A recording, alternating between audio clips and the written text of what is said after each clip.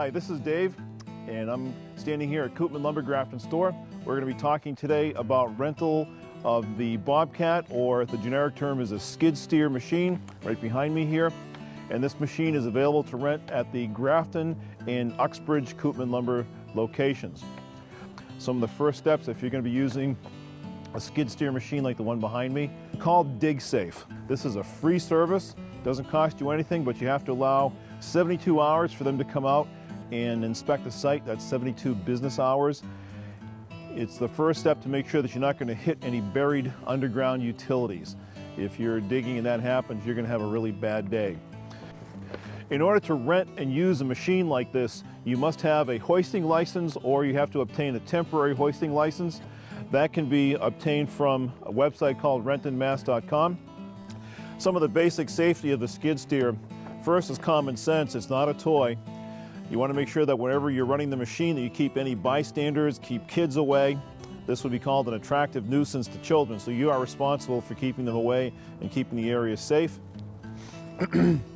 When you start the machine, some things is start it slow, give yourself a little bit of practice time, get used to the controls, the foot controls, the hand controls. Don't be in a rush to start the job right away.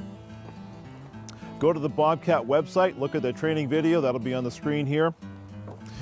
Read the safety manual. There's a safety manual in the back of the cab. Take a few minutes to familiarize with it. Any decals that are on the machine, any safety decals, make sure that you read them and obey what they say. They're there to keep you safe.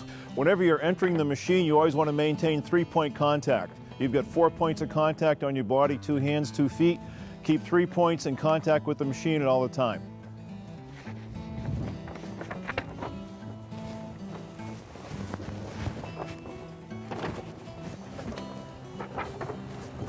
Once you're seated inside the machine, you're getting ready to operate it. Step number 1, always put the safety harness on. If you're running the machine and you hit something solid and that machine stops quick, this is your protection against breaking a rib, because it can stop so quick you can be forced against this safety bar here that you can hurt yourself. So put that harness on. And some of you old timers will say, oh, I've done this years. That's great, but still wear that safety harness. Okay, now that you're in the machine, some of the control startup procedure. You get your key over here. You do 1 click. If it's a cold start, you'll see a countdown timer up here on the left. That is the glow plug. The glow plug heats up the cylinder so that the machine can start. Once the timer goes down to 0, you go ahead and turn the machine on. Once the machine is running, there's a traction override lock. When you press this button, that allows the controls, the hand controls and the foot controls to operate the machine. Hand controls do the forward, backward, turn motions. The foot controls do the bucket, raise, and tilt procedure. Inside the machine, behind me, there's a yellow tag right here. If you pull down that tag, you can pop out the rear window. That is a safety exit. Obviously, please never use that unless you're really in an emergency, if you've had some sort of a rollover situation where you can't get out the front door. But that is a secondary form of exit in the machine. Around me, there's a roll cage. You never want to interfere with any part of the roll cage. That's there for your protection. Don't never modify it, never try to remove anything. It's there for your safety protection. The overhead is in case you've got material that's falling on your head. When you're in the machine, especially when you're starting out, you want to operate the controls smoothly and easily. Move them forward. When you move forward a little bit, you're going to move slower. As you go forward more, your speed will pick up. If you're going to turn to the left, you do your opposite control technique here, where you're moving the controls in opposite directions. Once the machine is started and running, you're getting familiar with the controls. Before you begin to move, you're going to look around the area to make sure the area is clean behind you on each side. Then you release the parking brake, and then you're set to go. The machine can only be operated with the door closed. Realize if that door is open right now, the machine has a safety override that won't even allow me to raise and lower the bucket. But in case that safety ever got compromised, if I tried to raise the bucket, I could actually snap the door right off the hinges. So the door must be closed before you begin to operate the machine. This machine uses diesel fuel. To access the diesel fill, there's a release lever inside of here. Swing the door open, green cap, diesel fuel only. That's where your fuel goes. Okay, just some basic safety operating procedures. Now these procedures are not exhaustive. To get exhaustive documentation, you get the owner's manual, you've got the Bobcat website, you've got the hoisting license information. My information is not exhaustive, but I'm going to hit you with some of the highlights. First of all, you're starting out, keep it slow. Become familiar with the machine with slow operation.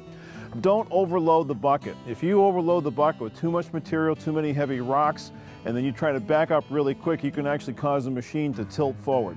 Again, a good reason to wear your safety belt. When you're running the machine and you have a full load, keep that load as low as possible to the ground. That'll keep the machine much more stable. Whenever you have the bucket raised, never, never, never exit the machine with the bucket raised. It must always be in the lowered position. Don't allow anybody to come close to you with that bucket in the raised position. Go straight up and down slopes. Up the slope and down the slope. If your slope is like this, never go across the slope like this. That's when you have the potential for rollover or tipping. Always look in the direction of travel. If you're backing up, make sure you're looking over your shoulder, looking at the side. Know what's behind you. Be aware of your situation. Keep your bystanders away. If anybody has little kids, that little kid is going to beg for a ride in the machine. The answer is no. Only one person belongs in the machine, and that's the driver. Watch out for overhead wires. It's something that sometimes is not noticed until you hit them. Look up, see what's above. Look for that basketball hoop, look for those low branches, look for that telephone wire, the power wire. Be aware of your situation. Again, before you begin running, before you begin running the machine, call DigSafe. It's 811, very easy, and it's a free service that's offered. If you're ever running the machine inside of a building, make sure the building is adequately ventilated. If you run the machine in a closed, confined area, it's dangerous. Never, never do that. Whenever you rent a Bobcat skid steer, you have to get the machine to your job site. This is a trailer that we use to transport the Bobcat. If you have your own trailer, you're all set. If you need to use this trailer, this is available at a rental fee. Okay, this is where you'd hook up to the trailer to tow the Bobcat. You have to have a pintle hitch attachment on your vehicle. Your vehicle has to be rated for 10,000 pounds. You have to have the plug-in, which plugs in and activates the electric brakes on the trailer and operates the lights. If you're not sure if your vehicle is wired for brakes, you need to check with your mechanic or check with your dealer. That's not an option, it's a safety thing. If you have 10,000 pounds behind your vehicle and you do not have the electric brakes operating on the vehicle, when you hit your brake pedal, you're going to keep on going.